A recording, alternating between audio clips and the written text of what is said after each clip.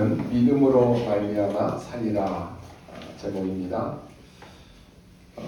우리가 이 땅에 살아가면서 여러분들이 정말로 관심 갖고 사는 것이 뭡니까? 올해 우리는 어떻게 또 살아야지만이 잘 살았다 이렇게 얘기할 것입니까? 사람들의 관심이 아마 다 여기 있을 것입니다.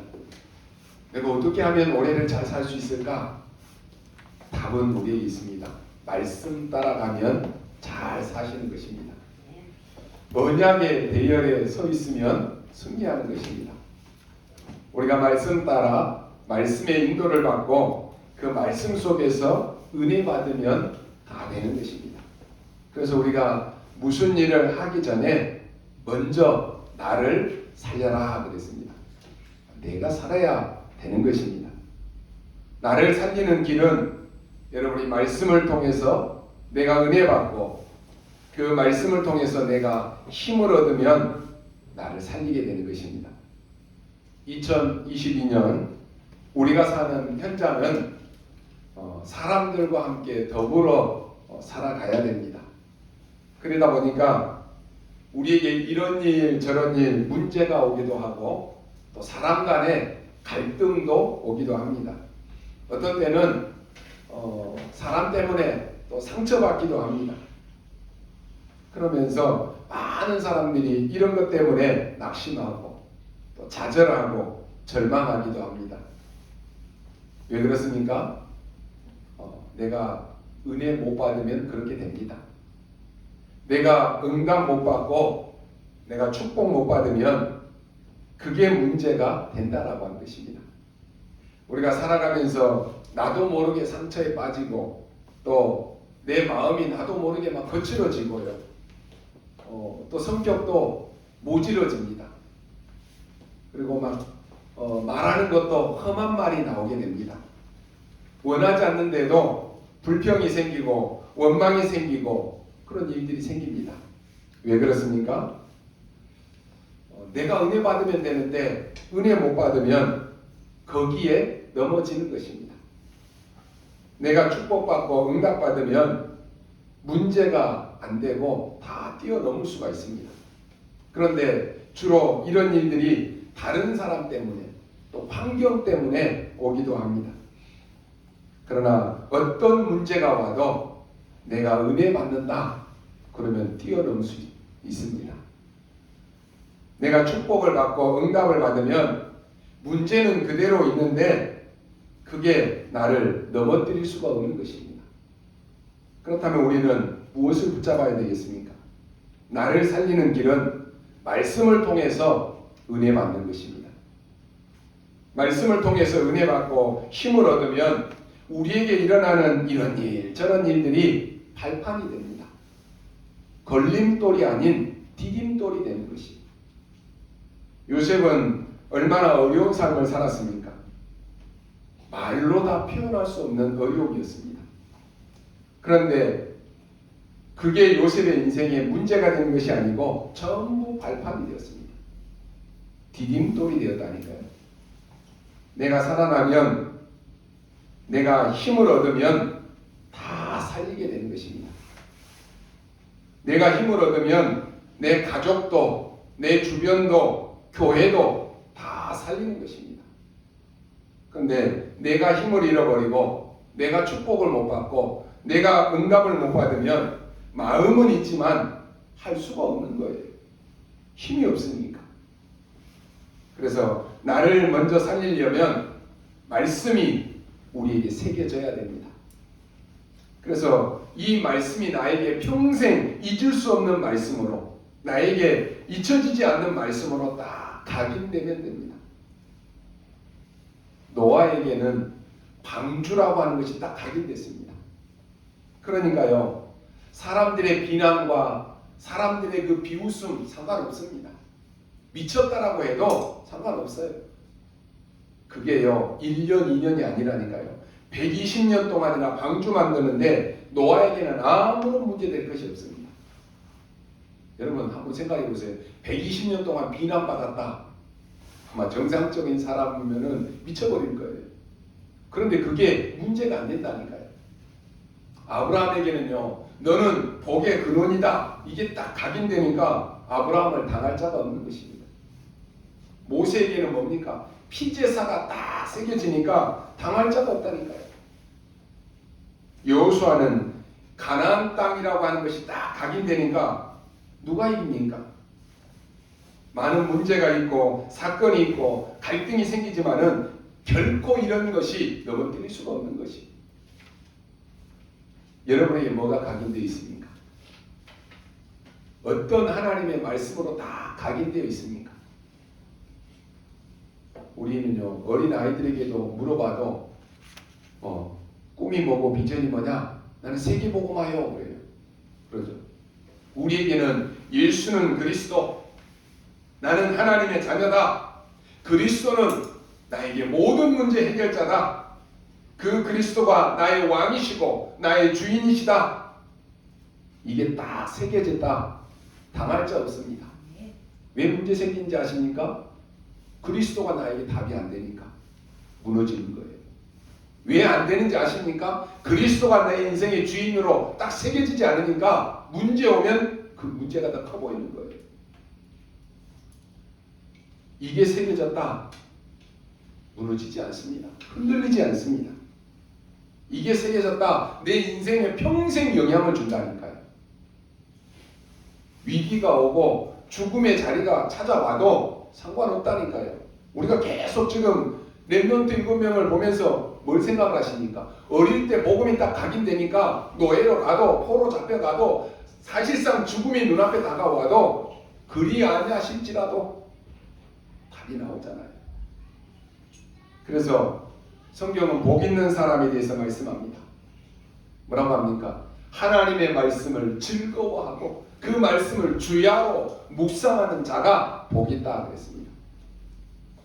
세상에서 말하는 그 복이 아니라요. 여러분 정말 은혜 받은 사람은 말씀 듣는 것이 즐거워요. 왜요? 말씀에 내가 응답받고 은혜 받으니까. 근데 이게 안 되어진다. 가장 큰 문제입니다. 여러분이 시간 날 때 말씀 듣고 싶습니까? 아니면 드라마 보고 싶습니까? 시간 날 때마다 내가 말씀 듣고 싶습니까? 아니면 게임하고 싶습니까? 내 영적 상태예요. 그럼 목사님 맨날 24시 말씀만 들으라고요? 그게 아니잖아요.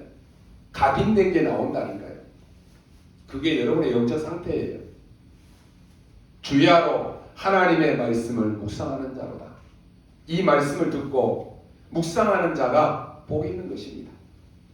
이 말씀을 붙잡고 어떻게 실천할 것인가? 어떻게 나에게 사실적으로 적용할 것인가? 어떻게 이 말씀을 가지고 다른 사람을 살릴 수 있을 것인가? 이게 포럼입니다. 말씀에 힘을 얻고 은혜 받으면 우리의 과거의 모든 것은 상관없습니다. 그래서 말씀의 인도 속에서 말씀이 역사하시고 말씀의 증인으로 쓰임받게 되는 것입니다.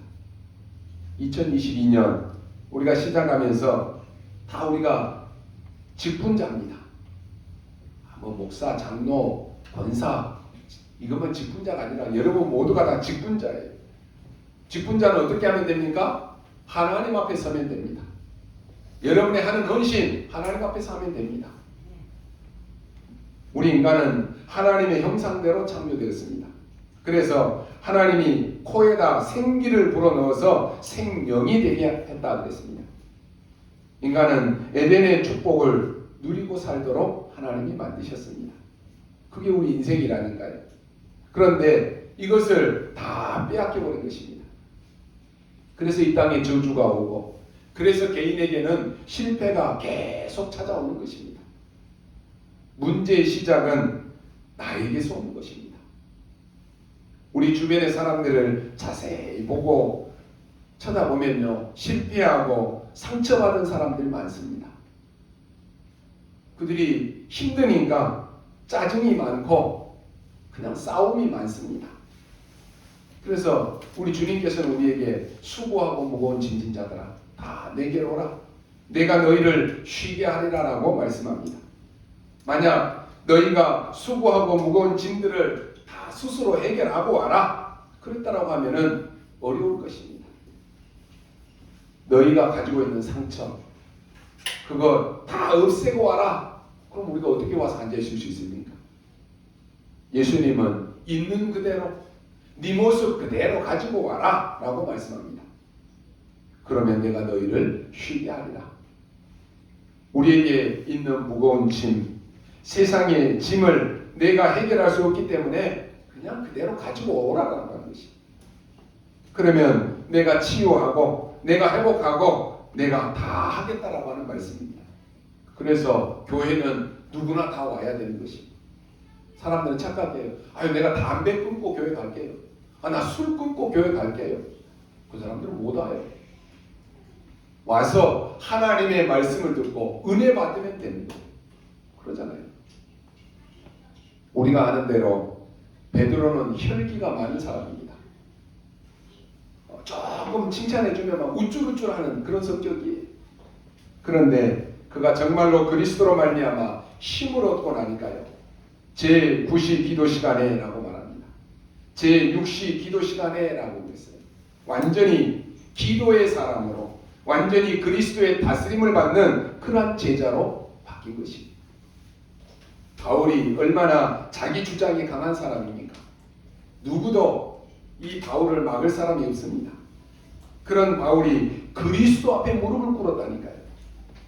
완전히 성령의 다스림을 받고 성령인도 받는 사람으로 바뀌어버린 것입니다.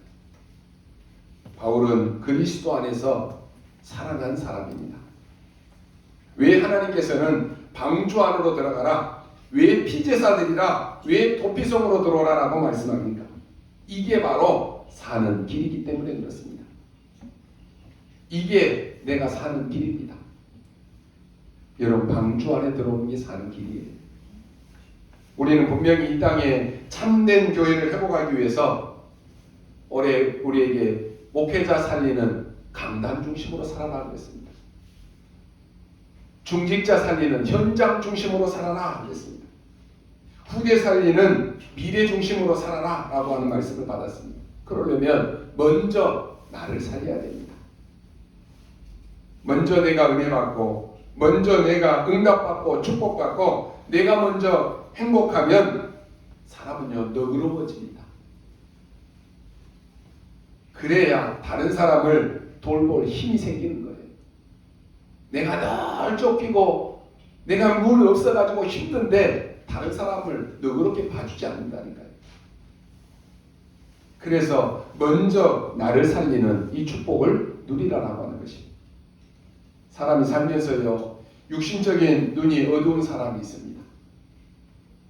그 어두움보다 지식의 눈이 어두운 것이 더 큰 문제입니다. 그런데 그보다 더 무서운 것은 영적인 눈이 어두운 것입니다. 영적으로 어둡다. 이거는요 완전히 멸망입니다. 여러분이 예배 드릴 때마다 이 영적인 눈을 뜨고 언제든지 정확한 답을 얻어야 됩니다. 오늘 얻어야 될 답이 뭡니까? 우리는 사실 1년 동안 넘는 동안에 코로나 때문에 어려움을 많이 당했습니다. 그래서 여러 말들을 합니다.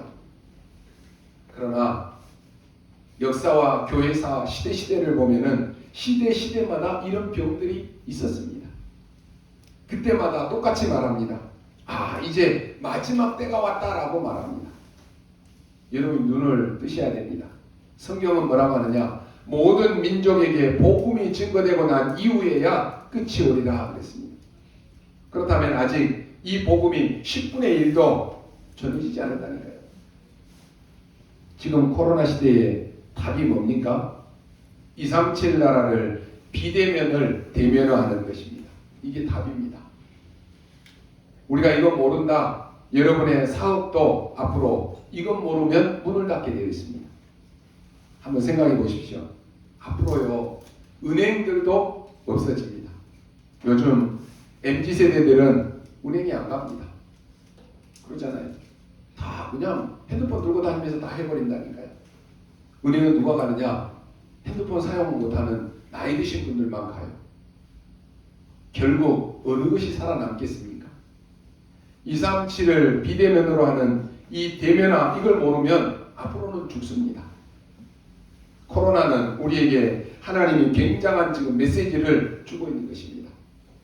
여러분이 오늘 본문을 보면서 중요한 답을 얻으십시오. 여러분의 학업과 산업과 우리 교회도 앞으로 237 비대면으로 대면할 수 없으면 문 닫아야 됩니다. 성경은 모든 민족에게 복음이 증거된 이후에야 끝이 온다 그랬습니다. 예수님의 말씀입니다. 그렇다면 실제로 어떻게 이것을 우리가 할 수 있겠습니까? 여기에 우리가 어떻게 237 나라를 다 부를 수 있습니까? 이제요, 우리가 생각하고 있는 선교의 패러다임도 바꿔야 됩니다. 우리가 237개 나라 5천 종족이 다 갈 수 있습니까? 우리 교회에 237 나라 사람들이 다 올 수 있어야 되는 것이, 그게 어떻게 올 수 있겠습니까? 불가능한 얘기가 아니라 237 나라를 비대면으로 하면 되는 것입니다. 코로나로 많은 교회들이 지금 대면하러 예배드립니다. 지금 우리 교회도요, 우리 랩런트들도 멀리 가 있는데도 군에서도 지금 온라인으로 예배 함께 참여하고 있습니다. 근데 아직도요, 많은 교회들이 우리 교회는 대면으로만 예배드려야 된다 고집하시는 분들도 많아요. 저도 예전에는 생각을 못 했는데요, 이번에 코로나로 우리가 이 비대면을 준비하지 못했다라고 하면은 교회에서 많은 부분을 놓쳤겠구나 이런 생각을 했습니다. 우리 성도님들 중에서는 형편상 비대면으로 예배드리는 분들도 있습니다. 좋습니다. 비대면으로라도 예배드리는 게 얼마나 감사해요. 이런 게 없었다라고 하면은 교회 대면으로 못 나오면 다 예배 못 드리잖아요. 우리 교회 성도님들 보면은 때로 형편상 놓쳐가지고 못 드리니까 어떤 분들은 버스에서도 듣고 어떤 분들은 어디 일하다가도 듣고 다 들으셔요. 얼마나 감사해요. 네, 우리 랩런트들은 할 수 있으면요, 앞으로는 이제 비대면 다락방 여십시오. 이 시대에 비대면을 잘 활용하면서 영적인 삶으로 우리는 인도받아야 됩니다. 사람 못 만나니까 이제는 못하겠네? 전도도 못하겠네? 그 옛날 생각이에요. 여러분 지금 비대면으로 전 세계 어느 곳을 가더라도 다 연결됩니다. 여러분이 혹 어디 멀리 가 있더라도 예배 다 참여할 수 있다니까요. 예전에는 나는 목사님 이런 일이 있어서 나 예배 참석 못하겠습니다 그러는데 지금은 예배 참석 못한다 그 마음이에요. 어디 가서든지 간에 예배 다 참석할 수 있다니까요. 여러분이 우리 랩런트들이 직접 가서 만나지 않더라도 수십 군데의 다락방 할 수 있습니다. 내가 직접 만나서 사역을 하는 것이 물론 가장 좋은 것이지만은 만날 수 없다라고 하면은 비대면을 활용해서 영적인 힘을 얻고 사람 살리는 일을 시작하라라고 하는 것이. 우리 교회도요, 비대면으로 새벽 예배 다 드립니다. 제가 새벽마다 올 때마다 보면 예전에는 새벽 교회들마다 차량들이 새벽에 막 왔다 갔다 하는데 요즘엔 차량들이 안 보여요. 예전에 비대면이 없을 때는 새벽 예배 다 못 드렸어요. 이래서 안 된다, 저래서 안 된다, 멀어서 못 간다. 지금은 우리 랩런트들도 비대면으로 새벽에 다 들어와요. 다 예배 드립니다. 나는 예배 못 드리는데요. 그건 내 영적 상태예요. 핑계 댈 것이 없어요, 이제는. 왜요? 집에서 핸드폰만 켜면은 예배 다 참석할 수 있는데 그게 안 된다? 그럼 할 수 없는 거죠. 우리 지금 랩런트들도 우리 성도님들도 우리 교회는 오히려 대면으로 할 때보다 비대면으로 지금 새벽 예배 다 드리고 있습니다. 지금 시대가 그런 시대예요. 그래서 빨리 갱신해야 됩니다.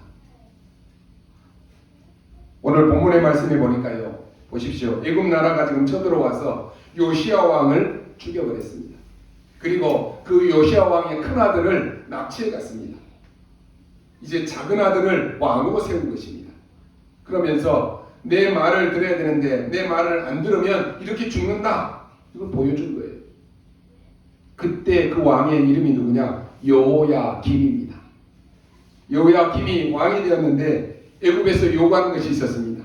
뭘 요구했느냐? 세금을 요구한 것입니다. 얼마의 세금을 바쳐라 요구한 거예요.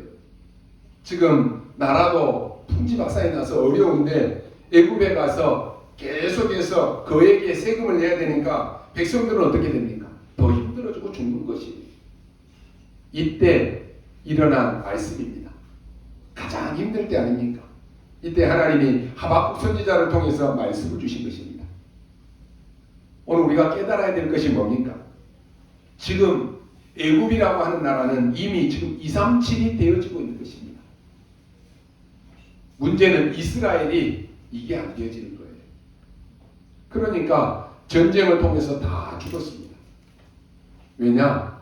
하나님의 입장에서 볼 때는 전쟁에서 죽으나 침대에서 편안하게 있다가 죽으나 죽는 건 똑같은 거예요. 그러지 않습니까? 여러분 빨리 눈 뜨셔야 됩니다. 요시야 왕의 아들을 납치해 간 것은 하나님이 선교사로 파송한 것입니다. 그렇다고 볼 때 애굽에 노예로 간 요셉이 선교사 아닙니까? 이건 못 깨달았다. 그렇게 되는 거예요. 바벨론으로 포로로 잡혀갔던 다니엘 선교사 아닙니까? 지금 바벨론이 237이 되고 있다라고 하는 말입니다. 지금 교회가 237이 안 되어지고 있습니다. 더 무서운 것은요, 사단은 시공간을 초월해서 지금 237을 하고 있습니다. 이 사단이 애굽을 사로잡았습니다. 애굽은 전 세계를 다 사로잡았습니다. 거기에 이스라엘은 잡혀간 것이 아닙니까? 이게 무슨 말입니까? 말이 됩니까? 빨리 여러분이 눈을 뜨셔야 됩니다. 그때 하나님이 이렇게 말씀합니다. 걱정하지 말아라. 정한 때에 종말이 속히 오리라. 내 말은 거짓되지 아니한다. 더딜지라도 기다려라. 지체하지 않고 정령 응하리라 라고 하는 말씀을 주십니다. 그렇게 하시면서 오늘 우리가 읽은 말씀에 오직 의인은 믿음으로 말미암아 살리라 그랬습니다. 우리가 열심히 하는 것도 좋습니다. 그러나 빨리 이 눈을 뜨셔야 됩니다. 예배드리고 기도도 하고 찬양도 하지만 하나님이 주시는 정확한 답을 여러분이 빨리 붙잡으셔야 됩니다. 시대에 일어나는 이러한 일들을 보고 여러분들이 메시지를 정확하게 붙잡아야 됩니다. 오늘 하나님이 뭐라고 하십니까? 1절에 중요한 말씀이 나왔습니다. 내가 파수하는 곳에 서서 그랬습니다. 하나님은요, 하나님의 말씀을 기다린다 그랬습니다. 이게 중요합니다. 하나님이 여러분을 파수하는 곳에서 세워서 여러분에게 말씀을 주시겠다라고 하는 것입니다. 이 눈을 뜨고 어떻게 이 문제를 해결할 수 있느냐? 이걸 빨리 붙잡아야 됩니다. 첫 번째로 틀린 것에서 벗어나서 정확한 언약을 붙잡으라 라고 하는 것입니다. 이 말을 돌에 새겨라 그랬습니다. 오늘 성경에 보면 판에 새겨라 그랬습니다. 무슨 말입니까? 여러분의 가슴판에 새기라고 하는 말씀입니다. 대부분 신자들이요, 오랫동안 신앙생활하면서 많은 고민과 많은 갈등 속에 살아갑니다. 사실 그게 하나도 중요한 것은 아닙니다. 더 큰 문제는 하나님의 말씀하고 전혀 맞지를 않고 있다라고 하는 것입니다. 여러분 237을 살려야 될, 축복받아야 될 사람인데 하나님의 말씀하고 나하고 전혀 맞지를 않다. 그러니까요, 밥 먹고 사는 것도 힘들지겠습니다. 당연한 것입니다. 237 나라를 살려야 될 사람인데 말씀하고 나하고 전혀 맞지를 않으니까 노예로 가야 되는 것입니다. 왜요? 그래야 말씀 성취가 될 거 아닙니까? 여러분이 언약을 잘 잡으셔야 됩니다. 판에 새겨라. 어떤 성경에 보면 돌에 새겨라 이렇게 또 나왔습니다. 무슨 말이냐? 영원히 없어지지 않는 하나님의 말씀을 새기라라고 하는 것입니다. 애굽이 날뛰는 것 같으냐? 잠시다. 지금 너희 형이 잡혀가고 아버지가 죽고 왕이 죽고 그게 문제인 것 같으냐? 그것도 잠시다 그랬습니다. 의인이 지금 고난당하는 것처럼 보이냐? 잠시다 그랬습니다. 거짓말하는 사람들이 이기고 승리하는 것처럼 보이느냐? 잠시다. 우리가 억울한 일을 당하면 어떻게 되겠느냐? 그것도 잠시다. 그것을 언약으로 붙잡으라라고 하는 것이. 지금 제가 서론에서 말씀드렸던 그 얘기를 못 알아들으면 이스라엘은 또 포로되어 가야 됩니다.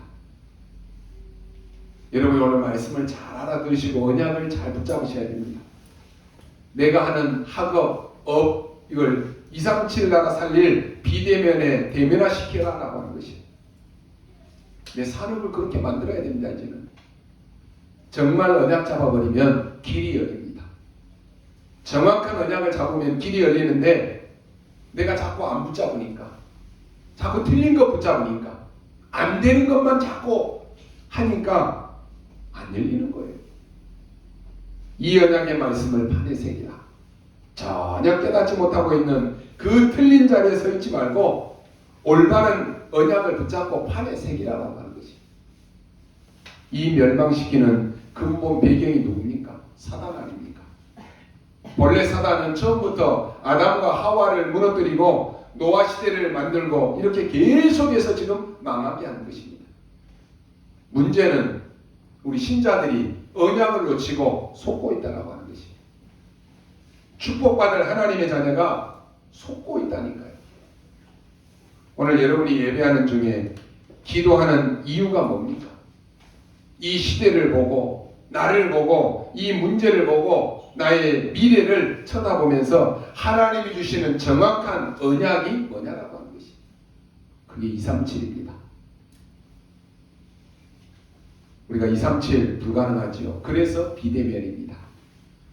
그걸 대면화시키라라고 하는 것이. 이것만 살아남습니다. 빨리 눈 떠야 됩니다. 우리는 늘 자기가 옳다라고만 생각합니다. 내 생각이 맞다라고만 생각합니다. 가정에서 부부가 싸우는 이유가 뭡니까? 서로 자기가 옳다는 거예요. 부인은 자기가 옳다 그러고 남편은 자기가 옳다라고 하니까 그래서 싸움이 계속 일어나는 것입니다. 결국 어떻습니까? 둘 다 똑같은 인간이에요. 하나님의 말씀만 답입니다. 하나님의 말씀은 영원한 말씀인데 오늘의 답이 되는 것이 뭐냐? 그게 언약입니다. 이걸 딱 주셨다니까요. 그러면서 더 중요한 말씀을 합니다. 판에 새기라고 하고는 오직 의인은 믿음으로 말미암아 살리라 그랬습니다. 여러분 틀린 것에서 빨리 벗어나서 올바른 언약 잡으라고 하는 것이. 두 번째는 뭡니까? 언약을 잡되 흑암에서 나와서 이 빛의 언약을 굳게 붙잡으라고 하는 것이. 복음을 굳게 붙잡으라고 하는 것이. 왜 그렇습니까? 이것만이 237 나라의 흑암을 살릴 수가 있습니다. 이것만이 우리의 능력을 초월할 수가 있습니다. 이 능력은 불가능합니다. 사단이 전 세계를 사로잡고 있기 때문에 오직 그리스도만이 이길 수 있는 것입니다. 흑암이 지금 온 땅을 다 뒤덮고 있기 때문에 우리 힘으로 불가능합니다. 그래서 빛이라야만 되는 것입니다. 그래서 우리 보고 오직 의인은 이라고 말합니다. 의인이 뭡니까? 우리는 의가 없는데 복음 가진 자이기 때문에 의인입니다. 여러분이 구원받았기 때문에 의인인 것입니다. 뭐라고 말합니까? 오직 그랬습니다. 다른 것 됩니까? 안 됩니다. 여러분이 다른 것 된다라고 하는 그 착각에서 빨리 빠져나오셔야 돼요. 계속해서 하나님의 말씀은 오직 복음 아니면 안 된다. 오직 말씀 아니면 안 된다 그러는데 자꾸 틀린 거 붙잡고 거기에 빠져 있다니까요. 아유 그래도 말씀 아니고 이걸로 해결할 수 있어. 그 착각에서 빨리 빠져나와야 돼요. 다른 것 안 됩니다. 여러분이 혹시 흑암 세력 사단은요, 여러분의 가정을 무너뜨리고 난 다음에 창세기 6장에 보니까 후대들을 무너뜨린다니까요. 그리고 여러분의 산업을 무너뜨리는 것입니다. 여러분의 개인과 가정과 산업, 후대 다 무너뜨리는 거예요. 누가요? 사단이. 그래서 여러분 이걸 가지고 여러분이 세계복음 하지 못하도록 237 복음 하지 못하도록 막는 것이에요. 그렇다면 답은 간단하지 않습니까? 비치면 됩니다. 그리스도의 창조의 빛이 내게 임하면 끝나는 것입니다. 그리스도의 창조의 빛이 여러분의 가정에 비춰지면 흑암은 꺾이는 것입니다.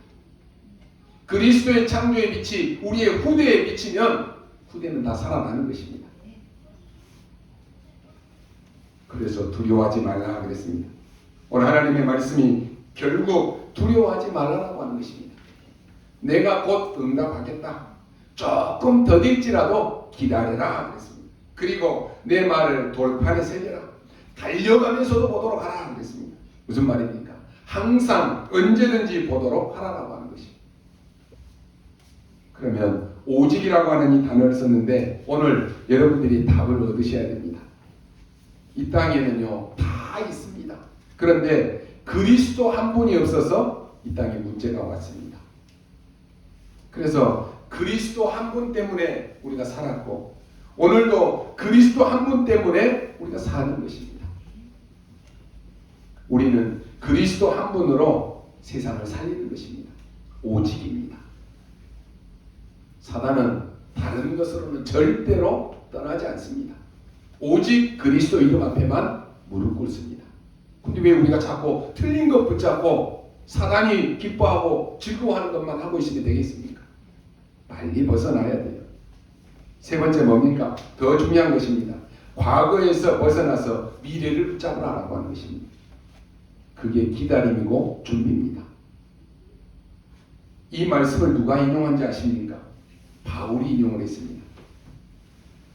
바울이 이렇게 말합니다. 내가 복음을 부끄러워하지 아니한다 그랬습니다. 왜냐하면요 바울이 얼마나 훌륭한 사람입니까? 가문 배경이 얼마나 좋습니까? 학문이 얼마나 뛰어납니까? 근데 바울을 보고 사람들이 미쳤다 그랬습니다. 야, 니같이 그렇게 출세하고 니같이 가문의 배경이 좋은 사람이 왜 교회 가냐? 그 말이에요. 왜 거기 가느냐라고 하는 것이. 너는 바리새인의 지도자고 로마의 시민권자고 어마어마한 배경과 학문, 스승이 있는데 왜 그 교회에 가느냐라고 하는 것이. 여러분, 영안이 어두우니까요. 사람들이 바울을 보고 이렇게 비웃고 비난했다니까요. 그때 바울은 나는 이 복음을 부끄러워하지 않는다 그랬습니다. 이 복음은 믿는 자에게 구원을 주시는 하나님의 능력이 됩니다 그랬습니다. 첫째는 유대인에게로 또한 헬라인에게로다 라고 말합니다. 이렇게 하면서 한 얘기가 오늘 이 말씀을 인용합니다. 오직 의인은 믿음으로 말미암아 살리라. 하박국의 말씀을 인용했다니까요. 여러분의 미래를 어디에 보장하는 것이 가장 좋겠습니까? 하나님의 말씀 아닙니까? 그 중에 복음의 생명의 말씀입니다. 이걸 또 누가 인용했습니까? 완전히 교회에 이 염소떼들이 모이니까요. 교회가 이제는 큰 눈에 드러나는 막 부흥 위주로 교회들이 세워지는 것입니다. 그러면서 누가 권력을 잡겠느냐 여기에만 관심이 있는 거예요. 완전히 교회가 사단의 동네가 되는 것입니다. 그래서 어마어마한 힘을 발휘해서 교회가 정치력을 발휘했다니까요. 그게 천주교입니다. 우리가 이름을 천주교로 불렀지만은 원래 그게 교회입니다. 말이 됩니까? 힘이 얼마나 막강했느냐라고 하면은 교회의 힘이 막강해지니까 교황의 힘이 막강해졌다니까요. 왕보다 높았다니까요. 이래서 누가 붙느냐? 황제와 붙었다니까요. 그때 루터가 들고 나온 말입니다. 오직 의인은 믿음으로 말미암아 살리라. 이때 전 세계 흑암이 꺾이기 시작한 것입니다. 전 세계 영적인 혼란들이 완전히 사라지기 시작했습니다. 여러분 결론으로 말씀드립니다. 237을 비대면하는 시작이 뭡니까? 오늘 이것을 아는 사람의 기도 시작입니다. 저는요 기도 시작하면 모든 것이 된다라고 확신하는 사람입니다. 여러분 기도의 능력을 믿으십니까? 여러분이 기도할 때 시공간을 초월해서 역사하신다라고 하는 것을 믿습니까? 그러면 기도하시기 바랍니다. 사무엘의 기도가 하나도 땅에 떨어지지 아니했던 것처럼 복음 가진 여러분의 기도가 다 성취되는 줄 믿습니까? 믿는데 기도 안 한다. 하나님 안 믿는 거예요. 여러분의 산업과 여러분의 학업이 하나님이 역사하시는 플랫폼이 되어야 됩니다. 여러분 개인이 다 플랫폼이에요. 성삼위 하나님의 역사하시는 플랫폼이다라고 하는 말이에요. 이것이 되고 난 뒤에 이제는 빛의 경제가 들어오는 것입니다. 그리고 뭡니까? 여러분의 산업 속에 드디어 보호자의 능력 9가지가 세팅되고 추수의 파수꾼의 망대로 서게 되는 것입니다. 이때부터 빛의 경제, 빛의 학문이 들어오기 시작합니다. 완전히 237 살리는 안테나가 세워지는 것입니다. 이걸 보고 많은 다민족들이 들어오는 것입니다. 여러분 언약 굳게 붙잡으십시오. 이사야 60장에 일어나서 길을 높이 들라 그랬잖아요. 대로로 수축하라. 길거리에 걸림돌 되는 거 다 없애라 그랬다니까요. 여러분 대로가 뭡니까? 저는 대로가 바로 후대라고 생각합니다. 우리 렘넌트들이 바로 대로예요. 이걸 여러분이 오래 딱 붙잡고 24 기도하시기 바랍니다. 틀린 것 붙잡고 24면 안 되는 것입니다. 우리 이거 붙잡고 24 해야 됩니다. 지금부터 여러분들은 이거 붙잡고 보좌의 능력이 내 안에 임하도록 나의 24 하십시오. 이 보좌의 능력을 함께 우리가 모여 예배할 때 누리는 교회 24 되도록 기도하십시오. 그리고 이제는 이 보좌의 축복이 우리 모든 산업의 경제에 다 임해서 현장 살리는 24 되도록 기도하시기 바랍니다. 그게 기도입니다. 분명히 하나님은 여러분에게 빛의 경제를 먼저 주실 것입니다. 방향이 맞아야지 주실 거 아닙니까? 그릇이 준비돼야지만이 주실 거 아닙니까? 여러분 도둑놈 경제는 다 망하는 것이고 빛의 경제를 하나님이 주신다니까요. 거짓말 경제는 나중에 다 망합니다. 그러나 하나님 우리에게 빛의 경제를 주시는 것입니다. 왜요? 오늘 우리는 받을 의무가 있습니다. 우리는 빛의 경제를 받아서 전 세계에 비출 의무가 있다니까요. 그래서 당연한 것입니다. 여러분이 축복받아야 될 거 아닙니까? 그래야 교회 살 거 아니에요. 여러분이 축복받아야 목회자 살릴 거 아닙니까? 여러분이 축복받아야 후대 렘넌트들의 발판이 될 거 아닙니까? 방향이 맞아야 되는 거예요. 이사야 41장 10절에 보니까 두려워하지 말아라. 내가 너와 함께함이니라. 놀라지 말아라. 나는 네 하나님이 됨이니라. 내가 너를 굳세게 하리라. 참으로 너를 도와주리라. 참으로 나의 의로운 오른손으로 너를 붙들리라 그랬습니다. 누가 여러분을 붙잡고 계십니까? 여러분이 하나님을 여러분이 붙잡고 계십니까? 아니면 하나님이 나를 붙잡고 계십니까? 같은 말인 것처럼 보이는데 엄청 다른 거예요. 우리의 인생은 아무리 부인을 해도 하나님 손에 붙잡혀 있습니다. 하나님 앞에 그렇다면 내 인생을 맡기시기 바랍니다. 이 땅의 모든 사람은 근본적으로 불안합니다. 여러분 어린아이가 엄마의 품을 떠나 있으면 불안하잖아요. 하나님의 형상으로 하나님과 함께 해야 될 우리 인간이 하나님을 떠나 있다. 근원적으로 불안한 인생이라니까요.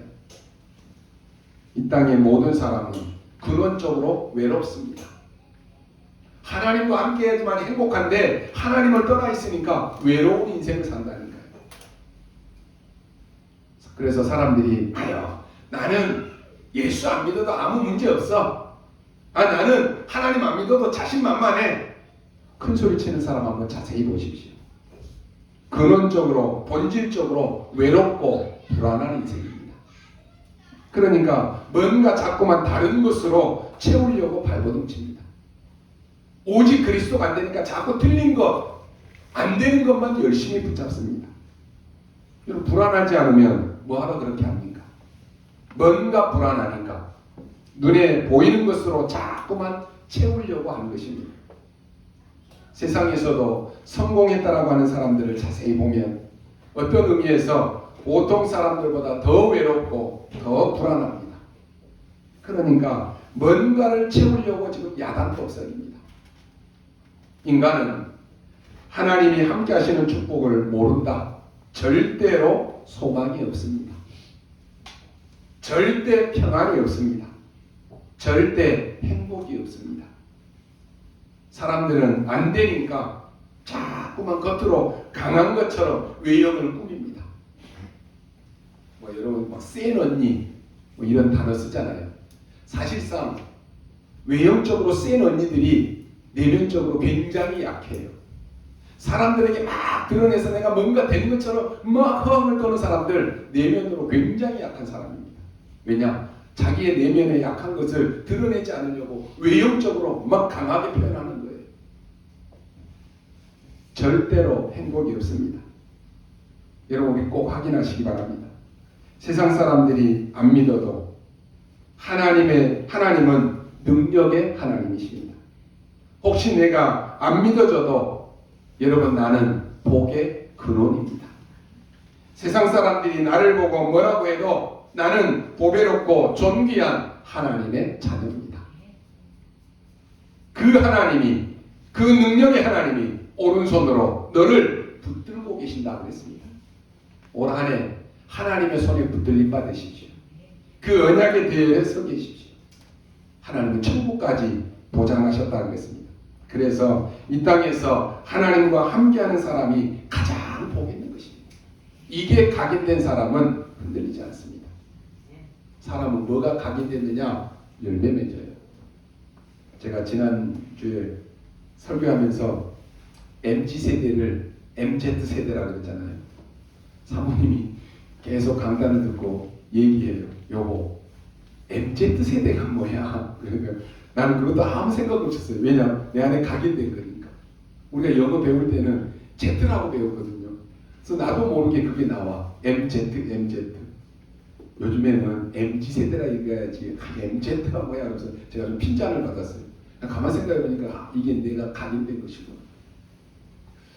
엊그제 TV 보니까 어떤 치매에 걸린 할머니예요. 치매 걸려갖고 다 기억을 잃어버렸어요. 그런데 자기가 젊었을 때 자식들 키우면서 싹 바느질을 한 거예요. 이 바느질하는 거. 그러니까 집에 곰돌이 인형들이 있더라고요. 곰돌이 인형 그 콧수염들을 털실을 가지고 수염을 다 만들어놨어요. 왜 그랬냐 그랬더니 이 할머니가 다른 기억은 다 잊어버렸는데 싹바늘했던 그 기억이 있어가지고 바느질을 가지고 그 인형의 콧수염들을 다 만들어놨어요. 각인이 다 잊어버렸어요. 여러분이요, 오직 의인은 믿음으로 말미암아 살리라. 나는 예수는 그리스도요, 그리스도는 나의 인생의 주인이시다. 이게 각인된다. 흔들리지 않습니다. 어떤 문제가 와도 승리합니다. 여러분 이 언약 속에서 한 주간에 많은 은혜 받는 이 시간표 속에 있으시기를 주님의 이름으로 축원합니다. 기도하겠습니다. 하나님 감사합니다. 오늘 우리 모든 성도들의 마음의 문을 열어주셔서 하나님의 음성을 듣는 날이 되게 하여 주옵소서. 오직 의인은 믿음으로 말미암아 살리라라는 하나님의 깊은 뜻을 우리 마음의 영혼에 새기게 하여 주옵소서. 우리 안에 오직이 새겨지게 하여 주셔서 각인된 대로 응답받는 축복을 누리게 하여 주옵소서. 감사를 드리며 살아계신 우리 구주 예수 그리스도 이름으로 기도하옵나이다. 아멘.